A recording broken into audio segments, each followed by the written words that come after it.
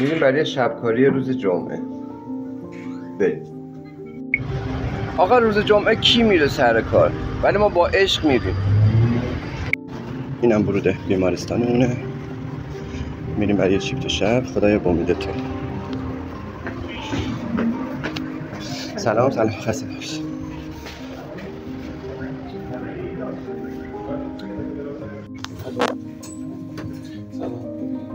ورود به بخش و احوالپرسی با همکارای عزیزم. بریم که لباس عوض کنیم. بزن بریم. اینم دمپایی خوشگل همکارم سرکار خانم بیب. تست اوکی گرفتن از دستگاه الکتروشوک در اول هر شیفت. تا من پرونده ها رو بنویسم همکارم زحمت کشید، داروهای شب و چیدش.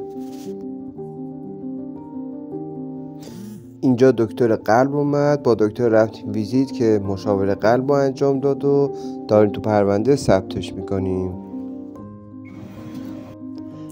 بعد از اینکه شامو خوردیم حالا نوبت داروهاست. بریم داروها رو بدیم. اینم داولین مریضه، اینم سرم مریضه، آنتی بیوتیکشو بس میکنیم و تمام.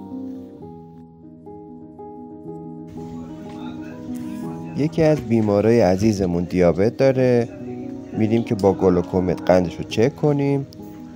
ما تو بیمارستان قند بیمارا رو هر 6 ساعت چک میکنیم.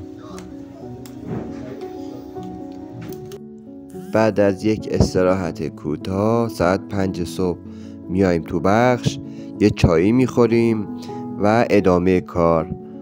تا قبل از ساعت 6 باید تمام آزمایشات نمونه خونها گرفته بشه و به آزمایشگاه ارسال بشه.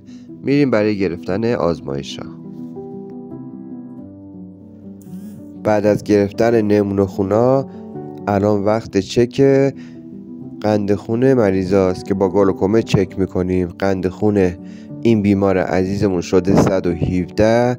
خیلی خوشحاله. صبحانه بیمارا رو هم آوردن.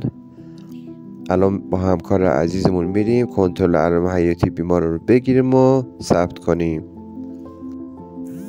بیرون پنجره رو نگاه میکنیم، هوا کاملا روشن شده.